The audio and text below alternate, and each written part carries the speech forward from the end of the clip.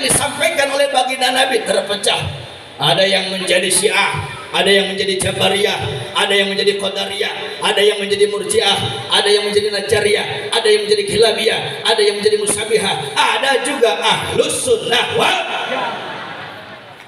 Sahabat bertanya, ya Rasul, dari 73 golongan ini satu yang selamat, siapa ya Rasul? Baginda Nabi mengatakan, ma ana alaihi washabi, yang akan selamat dia adalah yang mengikuti sunnahku, disebut ahlus sunnah, wa ashabi, dan semua jamaahku para sahabat disebut jamaah, disingkat menjadi aswaja, ahli sunnah wal. Dalam riwayat sahih yang lain Rasul pun ditanya, ya Rasul, yang satu kelompok tersebut, ya Rasul, siapa yang akan selamat?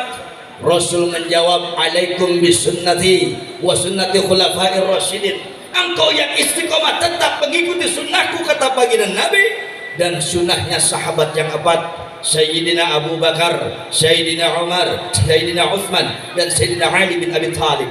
Orang yang ikut sunnah Nabi dan empat sahabat ini, maka dijamin akan selamat dunia bahkan sampai yaumul kiamat. Riwayat lain pun Rasul ditanya tentang firqatun najiyah, siapa ya Rasul kelompok golongan umat yang akan selamat?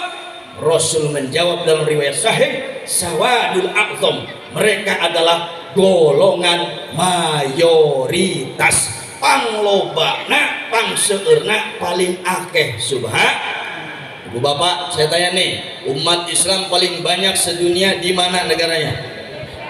Di mana? Indonesia.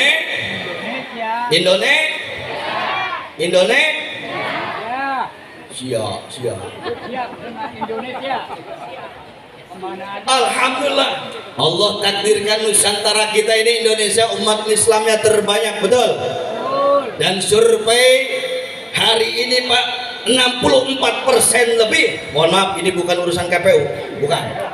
Ini urusan umat Islam yang pegang akidah. Akidah apa yang dipegang oleh umat Islam hari ini, khususnya di Indonesia, lebih daripada 64% mereka memegang teguh akidah Ahlus Sunnah wal Jamaah. Artinya apa?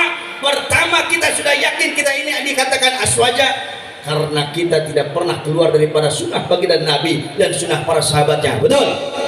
Dan kita yakin adalah pengikut sahabat yang empat dan semua jamaah. Dan selanjutnya kita adalah sawadul a'zam, golongan mayoritas, golongan terbanyak yang disebut oleh Rasulullah akan selamat dunia sampai yaumul kiamah. Maka ibu bapak sadayana, jakal dalam keyakinan ya akidah Ahlus Sunnah wal Jamaah sampai kapan?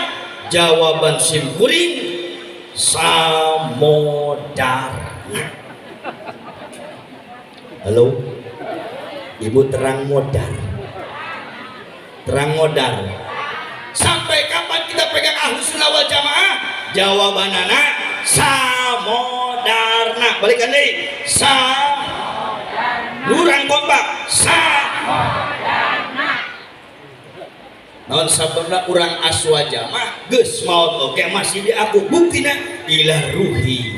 Betul. Dikirimah, ditawasulan, dihaulkan. Yang namanya tradisi maulidan, yang namanya tradisi rajaban, yang namanya tradisi haulan, yang namanya tradisi rarame yang bikin acara model game punten tidak ada di tempat dan kelompok lain terkecuali hanya milik Ahlus Sunnah wal Jamaah yang dikatakan sawadul a'zam, golongan mayoritas, golongan terbanyak yang disebut oleh Rasulullah akan selamat dikatakan firqatun najiyah. Alhamdulillah. Makanya nitip santri jangan ikut-ikutan paham. Biasanya orang yang pahamnya beda dengan kita, satu kelompoknya tidak besar, aneh nyeleneh, paham ajarannya macam-macam. Cukup ikuti ajaran habaib kita, cukup ikuti ajaran kiai-kiai kita, cukup ikuti ajaran ulama kita, maka insya Allah kita selamat dunia akhirat. Kembali kepada pokok permasalahan, kenapa hanya Rasul yang diisrokan dan dimirajkan oleh Allah Subhanahu wa Ta'ala? Ternyata Rasul adalah makhluk terbaik. Rasul adalah baginda Nabi yang merupakan pemimpin terbaik, sehingga dipilih oleh Allah, lulus dan lolos dari berbagai ujian, mendapatkan paket perjalanan diisrokan dan dimirajkan. Dijelaskan dalam kitab Dardir sebelum diisrokan dan dimirajkan, baginda Nabi didatangi oleh malaikat Jibril. Bahkan Profesor Dr. Sayyid Muhammad Al-Maliki Al-Hasan dalam kitab Al-Anwarul Bahiyah min Isra Mi'raj Al-Bariyah, beliau menyampaikan ketika baginda Nabi dekat dengan posisi hijr, dekat dengan posisi Ka'bah ibu, saat santai berbaring ditemani oleh dua sahabat yang namanya sahabat Hamzah dan sahabat Ja'far radhiyallahu anhuma. Rasulullah didatangi oleh tiga malaikat, Jibril, Mikail, dan Israfil. Kemudian baginda Nabi diajak, ditarik, dibawa ke dalam telaga sumur Jam-Jam. Saat itu terjadi sebuah peristiwa yang sangat dahsyat luar biasa, di mana terjadi prosesi dada baginda Nabi dioperasi. Dari ujung tenggorokannya dibelah sampai ke ujung perut, kemudian dimasukkan air Zam-Zam dan diambil hati baginda Nabi, dibasuh sampai 3 kali dengan air Zam-Zam dalam bejana yang terbuat dari emas oleh malaikat Jibril, dibersihkan dari semua kotoran basyariahnya, dan Allah berikan helim, segala keutamaan baginda Nabi. Allah berikan ilmu, Allah berikan santun, Allah berikan takwa, Allah berikan segala bentuk kesempurnaan yang ada pada diri baginda Nabi sebagai sayyidul wujud, manusia terbaik sehingga terbaik. Artinya apa ibu? Saya ingin mengambil pelajaran baginda Nabi yang hatinya begitu bersih saja, ketika hendak bertemu dengan Allah masih dibersihkan sedemikian rupa, dipersiapkan sedemikian rupa melalui malaikat Jibril. Nabi mah ibu yeuh daek nanya kanu ngewa, daek mere kanu koret, bahkan nulungan kanu sok nyilakakeun. Ngartos teu? Bu, urang di urang jati sampurna lamun jelma amprok jeung nu dipikang ngewa sok patanya tara. Jawab Pak. Lamun urang amprok jeung jelma nu dipikang ngewa sok patanya tara. Patanya tara. Urang mah boro-boro hayang nanya Pak neuleuh beungeut di kampung Pak tetangga simkuring jelema nu dipikang ngewa boga domba, eta domba na liwakeun tunduk itu deuleuh beungeut domba jika beungeut nu bogana. Hayamna kaluar liwat kaburuan di palengpeng tapi ka pengkor eta hayam. Eta cek hayam goblok aing salah naon ka sia. Apaan sia masalah jeung dulungan aing kunaon aing nu di pengkoran. Cek saha Bu? Ye eta coba. Manya aya hayam di sorban. Taruh moal ge boga santri teh nya. Ya Allah ya Rabbana, ku jengkel-jengkel masuk majlis salib. Sendal dipikang ewa teh geus aya. Pangheula geus aya juk di juru majlis ningali sendal we jengkel. Aya geus dipikang ewa kamari gara-gara beda pilihan aya. Aya dulur jeung dulur teh akur aya. Tatangga jeung tatangga pasha aya. Mending dulur jeung dulur, tatangga jeung tatangga nu pasha. Ieu nu teu akur minantu jeung mitoha. Aya nu pasea gara-gara beda pilihan cager teu. Cager teu. Nu jadi presiden batur, nu jadi dewan batur, nu dilantik batur, nu menang gaji ge batur, atuh kunaon di dinya nu pasea. Bro. Mudah-mudahan nu pasea sing dararamang sadayana amin. Ya Allah ya Robbal. Makanya lamun aya minantu ngewa kami tuh hak ciri eta minantu hirupna moal barokah. Moalan Bu, moal barokah. Naon margina Rasul mengatakan aba akas salasah. Orang tua itu ada 3. Yang pertama menwaladkan orang yang melahirkanmu. Siapa ibu bapak kita yang sudah melahirkan kita menjadi asbab kita lahir ke dunia. Siapapun anak, pangkat jabatan apapun, kedudukan setinggi apapun, harta kekayaan seberapa banyak, kalau anak tersebut sekalipun gelarnya kiai, ulama besar, ahli segala macam, ketika tidak mendapatkan ridho daripada kedua orang tuanya, neraka. Na'udzubillah min ridallah fi ridal walidain wa sukhtullah fi sukhtil. Yang kedua yang dikatakan orang tua kata Rasul siapa? Ansawajaka adalah orang yang menikahkanmu, yakni mitoha alias mertua. Makanya mohon maaf ajaran akidah Ahlus Sunnah wal Jamaah mengatakan yang namanya orang tua yang melahirkan dan orang tua yang menikahkan derajatnya sama. Artinya apa? Ketika seorang anak berkhidmat berbuat baik kepada kedua orang tua yang sudah melahirkan, maka berkhidmat berbuat baik kepada kedua orang tua yang menikahkannya pun itu sama di hadapan Allah Subhanahu wa Ta'ala. Ketika dia menyakiti indung mitohada, menyakiti bapak mertuana bikin kajerik eta mitohana teh gara-gara minantuna beuki ngomong pinyerieun sampai meneteskan air mata nyeri na mitoha hendak na mitoha sama dengan menyakiti kedua orang tua yang sudah melahirkannya. Lamun aya minantu dorakati mitohana dicabut barokah ilmuna, dicabut barokah jabatanana, dicabut barokah hartana teukeun. Kieu engke ngaji can dibere-dahar heula teh sok rada kasurupan abdi mah teh. Akibat tadi jenggus batur tutur sumping teh jangan ditawaran kejo-kejo acan. Bencit dombana sabaraha hiji kiai di dieu. Eta cek mitohana. Yes. Eta teh minantu abdi ajengan dengekeun sadaya dengekeun. Betul? Sekali dicek mitohana. Yes. Cocok aing ngaji ayeuna teh ya. Hadena tah minantu teh hadir pek labok sia. Nah, ieu geus seserian boga minantuna teh cager ieu. Hari cek minantu teh ajengan, saya mah bukan berarti tidak mau khidmat, tidak mau hormat pada kedua mertua saya penaon, tega beneran abdi mah ajengan boga mitohana koret. Aya nu mitohana koret aya. Kasihan dalam. Abdi mah Gus lamun boga mitoha koret kajenting nambahan mitoha aing mah. Rek dijajarkeun tah lomba paweugeur-bageur ka minantu. Cek mitohana teh abdi teh lain hayang koret, ajangan ka minantu teh naon? Apan tadi teh boga minantu teh hese diatur, isuk-isuk batur mah gawe, rek ojek rek naon? Si eta mah pagawe nanangan molor. Henteu molor, sakalin hudang teh naon? Musuh.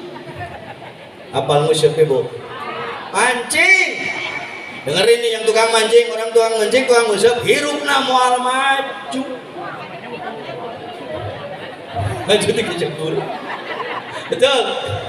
Mudah-mudahan tukang mancing besok dek ninggalkan sholat Allah kasih hidayah, amin. Bukan nggak boleh tuh nipu ikan, nggak apa-apa. Yang penting jangan sampai mancing ninggalin sok. Leungit lohorna, leungit asarna ningali kukumpul nyut-nyut meunahun cenah resep. Cenah cek tukang mah. Ya Allah ya Rabbana. Orang yang hatinya tidak baik seperti baginda Nabi moal akur jeung mitohana ge. Yang paling penting nih terutama para santri orang tua yang ketiga dan yang paling utama siapa? Guru-guru kita, kiai kita, para alim, para ulama yang mengajarkan kita untuk mengenal Allah dan Rasulnya, untuk mahabbah pada baginda Nabi. Siapa? Kiai yang ada di madrasah, kiai yang ada di musola, kiai yang ada di pesantren, siapapun dia, siapapun namanya, terlepas gelar julukannya, rek disebut ajengan, rek gus, rek tuan guru, rek nyebut ibu nyai, rek ustad, rek kumaha we. Ketika ada orang yang sudah memberikan pengetahuan pada kita dan menjadikan kita lebih kenal pada Allah dan Rasulnya, semua guru-guru kita itu adalah orang tua kita. Jangan harap seorang santri akan berkah ilmunya lamun doraka ti kiaina. Halo. Oh, ieu santri sarare ieu. Halo. Kunci manfaat barokah ilmu kudu ridho guru, lamun hayang barokah berkah rumah tangga jeung harta bandana meunang ridho indung bapa jeung mitoha. Rek ilmuna loba, rek ilmuna seueur cek bali basana maani mantek balagoh tafsir kabeh bisa. Teu meunang ridho guru mah moal jadi supir musola acan moal. Halo. Makanya syukuring alhamdulillah berkah. Mondok dimanapun selalu jadi hampir rata-rata jadi MA mantu ajengan. Alhamdulillah, karena sehari-hari bubar ngaji alfiah, bubar ngaji qulubi, bubar ngaji tafsir, santri yang lain pada tidur, toh kadieu enon ama biasa mencetan kiai gabus satu karak beres, setengah dua karak liren, sajam bahkan 2 jam langkung. Naon untuk mendapatkan berkah. Isuk-isuk pangheulana beberes, lebet ka dapur kiai, minimal bekal jadi ringan ngadon madang di dapur kiai. Alhamdulillah. Begitu malam besok pada ijazah kumaha apa pangnyeratkeun tah ieu kitab sok tukil nyieun amalan kaleresan singkuring rada resep tulis kaligrafi 2 kali juara nasional. Alhamdulillah ngin nuang wapak segala macam berkah kiai, berkah di guru sehingga ilmu najasa kebrul karaos manfaatna maslahat insyaallah dunia akhirat. Santri jangan sampai ketemu kiai menghindar, santri jangan sampai ketemu dan keluarga turunan kiai menjauh, tapi justru yang dilakukan santri seberapa alim pun kita, seberapa hebat pun ilmu kita, kalau sudah bertemu dengan guru dan keluarganya jadi jadikan akhlak kita betul-betul tawadu di hadapan mereka. Jangan lihat kiai kita saat ini sekarang di bawah kita status sosialnya, hartanya, kekayaannya, tapi justru keberkahan ilmu adalah ridho daripada guru-guru kita. Ya aja reka mararana itu ngompol penyakit mak-mak. Soklah berjamaah ngaji, berjamaah ngompol. Tapi insya Allah itu ditungguan ku salakina ngeden di nanti. Ibu bapak hadirin sadayana, hikmah yang pertama tadi sebelum Rasul diisrokan diri mirajkan, baginda Nabi masih dibersihkan hatena. Bukan berarti hati Rasulullah itu kotor, tapi memberikan pelajaran kepada kita umatnya. Artinya apa? Ternyata setiap perkara yang kotor itu betul ada pembersihnya. Baju yang kotor, pakaian yang kotor ada pembersihnya, sabun, deterjen dan lain sebagainya, betul. Lantai yang kotor ada pembersihnya, betul.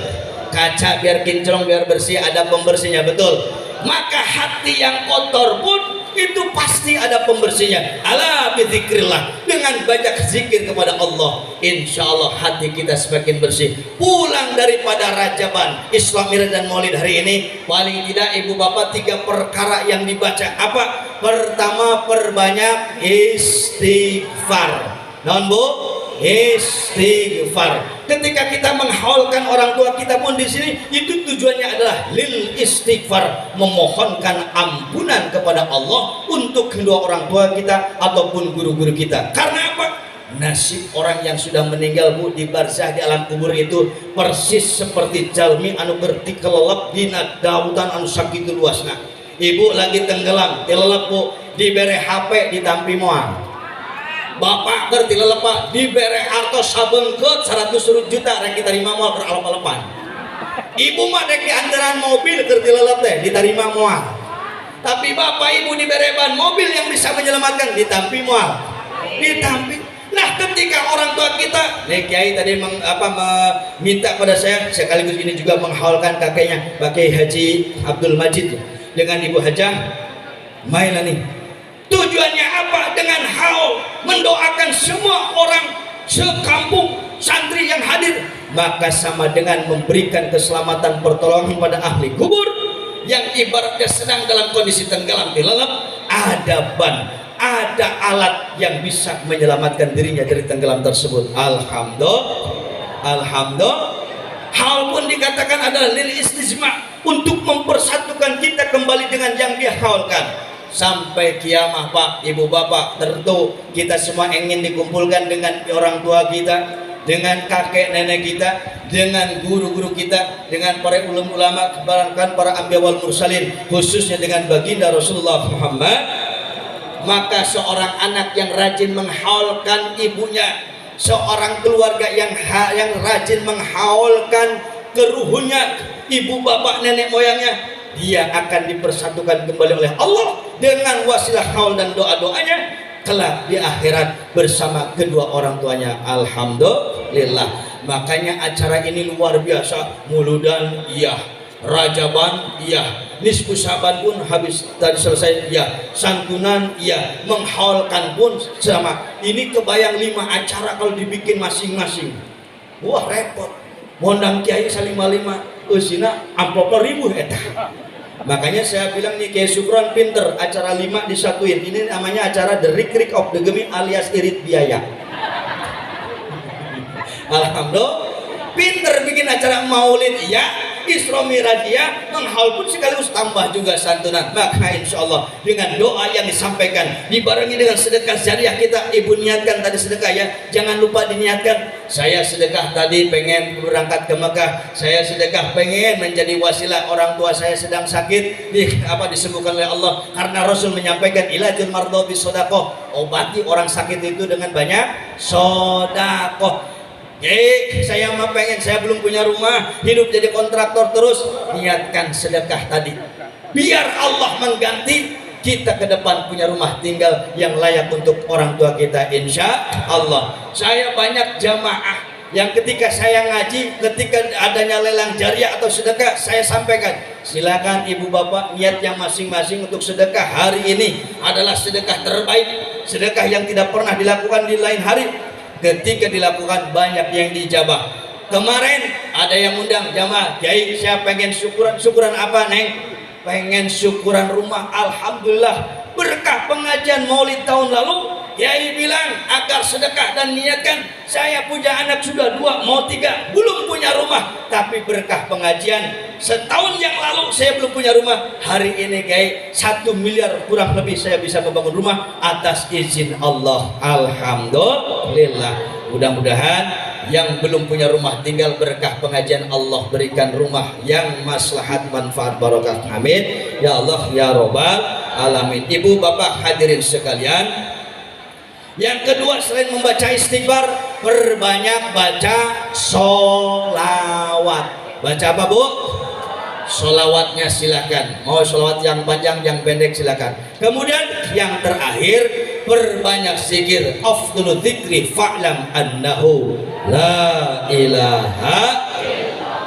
Menjelang Ramadan ini 3 perkara yuk kita perbanyak. 1 istighfar, kedua sholawat, yang ketiga tahlil, perbanyak zikir la ilaha illallah. Man qara'a la ilaha illallah atau man qala la ilaha illallah dakhalal jannah. Siapapun dia yang membaca, memperbanyak kalimat ini di ujung lidahnya, kelak hari kiamat akan dimasukkan menjadi penghuni surga. Amin ya Allah ya Rabbal.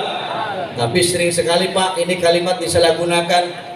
Non, ini kalimat tauhid ditulis di topi, dicandak ditulis di kaos, dibawa ke WC, ditulis jadi pengikat kepala. Punten, saya sampai sekarang belum menemukan kalimat man kataba la ilaha illallah dakhalal jannah tacan. Aya ge man qala au man qara, lain ditulis dina topi, lain ditulis dina baju bari jeung sumul adab dibawa ka WC.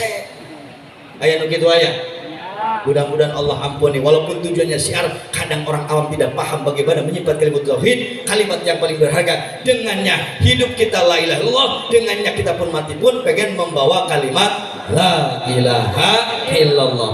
Dari uraian singkat ini dapatlah kita tarik kesimpulan. Yang pertama, Maulid Nabi besar Muhammad SAW adalah bentuk apresiasi kita dan bentuk rasa cinta kita, mahabbah kita pada baginda Nabi, agar kita kelak mendapatkan syafaatnya di yaumul qiyamah. Amin ya Allah ya Rabbal.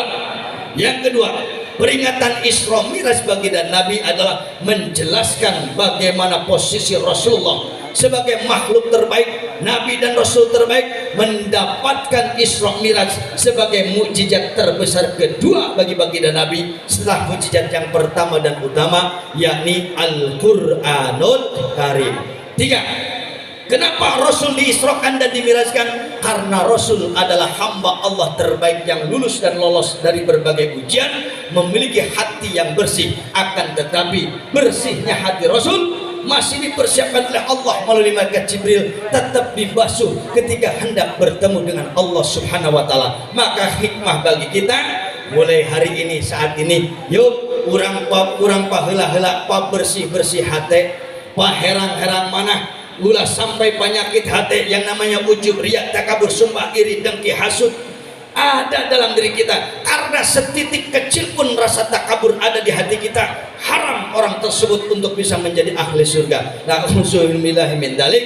Mudah-mudahan hati kita Allah bimbing dengan taufik hidayahnya, dan bersihkan hati kita dengan memperbanyak 3 perkara. 1. Perbanyak baca istighfar. Yang kedua, perbanyak baca sholawat. Dan yang ketiga, perbanyak baca kalimat tahlil la ilaha illallah.